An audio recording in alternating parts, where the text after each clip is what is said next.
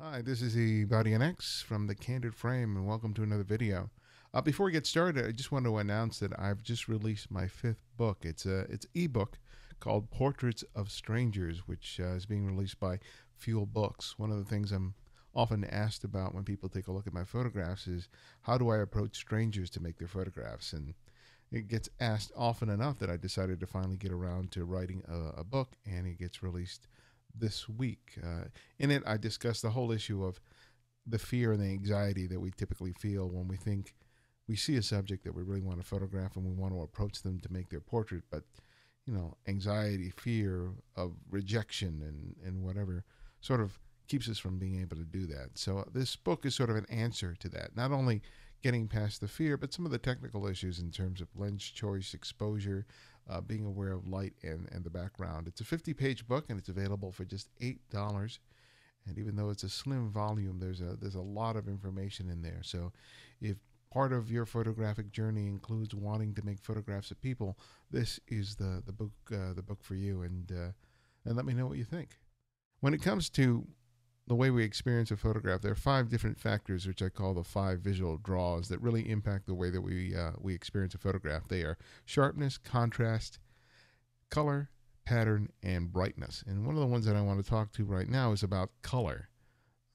All of these five things influence the way we experience a photograph, and it's really important to be conscious of that, because not being conscious of them can weaken our images unintentionally. And I thought that a great subject for today would be just the color red. It's a very saturated color. It's one of those colors that immediately draws our attention. And sometimes we have to be really careful about whether or not we actually include that in the frame, because it can either lead us to a subject, or it can end up being a distraction, and it can compete with the subject for our attention. So I picked some images from the Flickr pool that I think aptly demonstrate that. Here we have a photograph made by Gallhofer as part of his Brussels photo project. And here you have this nice portrait of this young lady here, and almost immediately you get drawn to her because of the strong color. She's wearing this sort of shawl, which is sort of a purplish, reddish sort of color, and then she has this sort of belt purse that says, I think, Bonjour on it. And we immediately get drawn to it. And part of it is the fact that, yes, she's the sharpest element in the frame. She's also significantly brighter than some of the areas here that are slightly underexposed. But it's largely that color that ends up drawing us to her, especially this red purse on her waist. It becomes a big factor in the shot. If we converted this shot to black and white, we would still be drawn to her because she still would be a very contrasting element within the frame. But pay attention to what's happening with the color here, and also take a look at what happens with this color here for this sign, which I take is a stop sign. And our eye seems to wander back to this, just because of that reddish color. We get pulled back to her because she has all those other elements. She's the sharpest element of the frame. She's brighter. Possesses more contrast than the rest of the scene, but it's the color that's really critical here. Having this other colors in the back really aren't that much of a distraction, but it's kind of important to be aware of the fact that that's there, because you may or may not want to include such an element in the frame. And if you didn't, it would just require you to sort of make a shift of position in order to obscure that by placing her body in front of it. It's a small thing, and it can seem that it's not a huge deal, but let's take a look at this image by Gahenti. He calls this white man standing. And look at where your eye gets drawn to. He's including a lot of stuff here in the frame. He's including this church in the background, these skyscrapers within the frame, but your eye gets immediately pulled to this edge of the frame. This literally this third of the frame, largely because white, it's the brightest element in the frame. So you immediately go to him because that white not only is bright, but it also serves as a point of contrast for everything else around it. So your eyes immediately go there, but then your eyes always also tend to move away from him, and you see the red of the stoplight, and you especially see this red sign, this billboard up in the background. Even though you start exploring what's happening in the rest of the frame, you get pulled back like you're at the end of a rubber band being stretched, and you get whipped back over to the edge of the frame. Because it's weighted so much in this respect, it's hard to say that this image is really sort of balanced.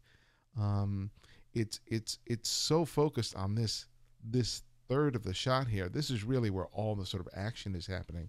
All the stuff here seems to be secondary. Even if this church is a important element of that composition, just the fact that he's so much brighter, and especially having these red elements in the frame, make it much more pronounced. Um, as an alternative to this shot, there might have been a focus more on a composition that included just these elements here, since that does seem to be the heart of the image. Of course, it's not my shot, but that's something that I would have, considered doing if I had the chance. I mean, this guy's obviously going to be crossing the street, so you don't have a whole lot of time to make these kinds of choices. But as you shoot increasingly more and more on the street, you realize that time is not a luxury. You really have to move quick and make real fast and succinct choices in terms of what you're going to include or exclude from the frame. Here's a shot by David Hufford. We profiled him last week. This is a lovely image of a snow scene in Japan. And here, I just love the use of the red here. The red is not only present in this umbrella, but you can also see it here on this red signage here. There's a little bit of red here on what looks like to be a cardboard box in the frame. But take a look at how we experience the image here. We immediately go here. It is a large red object in here, and our eyes immediately go there. And thankfully, it's associated with the subject. And though you have some other colors in here, and as you wander the frame, you get pulled back here. And it's wonderful that you got the nice splay of the legs here, which serve as a real good point of contrast. You have white here, like in the previous shot, but it doesn't necessarily pull our eyes away from the subject as dramatically as it does in the other scene, because there the white is the subject. But here you have, even though these elements here are slightly brighter than the subject here, this red is so saturated and is such a strong draw that having an element that is quote unquote a little brighter than the rest of the scene really kind of makes the image work. I kind of like that you have white here and white here that ends up framing these colors of greens, browns, yellows, and reds that pervade the middle of the frame. So this white ends up serving as a nice framing device. If a subject wearing different colors had come in here, come into the frame, we would have experienced the shot markedly differently than we're doing now. So waiting for a subject again is really kind of critical. Waiting for the right subject, and a subject with a red umbrella is perfect.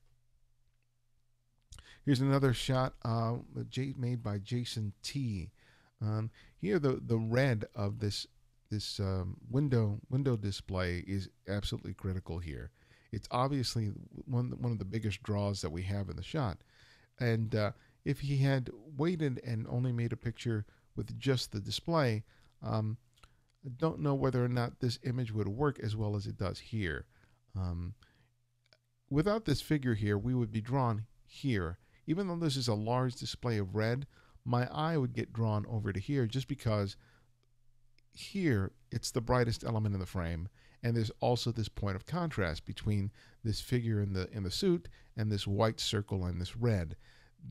This thing here has much more of a visual draw initially with just the setting as it is, but you bring in this figure here, and all of a sudden there's a sort of a competition between these two.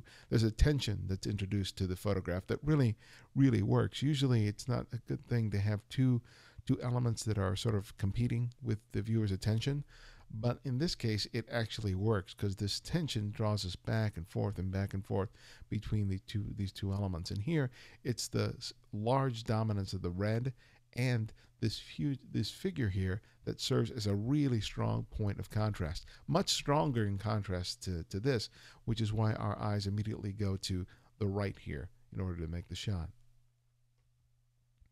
Here's a shot by Ricardo Garcia Cordero, and it's just a couple being affectionate in what seems to be a park here. But look at what happens just as a result of that red shirt that he's wearing. Our eyes just immediately go there. He's taking up less than a quarter of the frame here, but that red shirt really just draws us to a magnet. Again, you're dealing with some other issues in terms of them being the brighter element in the frame. They are possessing more contrast than some of the other elements in the shot, and also they are in focus. So all of those things come into play, but that red is a real issue. Imagine, not a real issue, but a real draw. Imagine if this red jacket, though, or shirt, had been discarded over here in the corner, and all of a sudden our eyes would be going back and forth and back and forth between this red and a red that may have been tossed here, and this would create a kind of tension that doesn't work because it becomes a really big distraction. Here, the subject is the focus, so having the red associated with our subject is perfect. But if you had another piece of red floating around here at the bottom of the frame, then our eyes would go back and forth, and the overall impact of the shot would be weakened. Here's a shot here by Argon X of a street scene, and here you have a lot of red. You have this obvious storefront in the background. You have this signage here that has a border of red.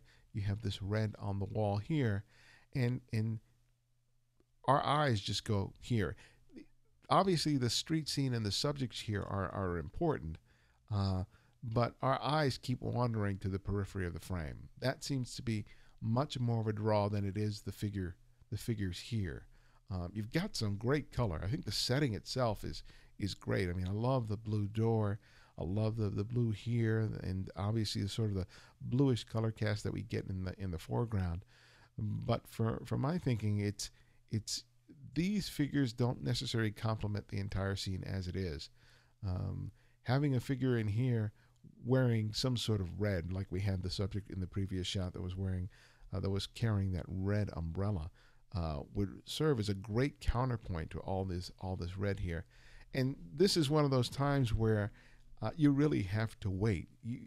So many times we find a setting where the potential for a great photograph is just sitting there for us, but it isn't really complete, and it really takes a little bit of waiting, a little bit of patience in order to wait for the right subject.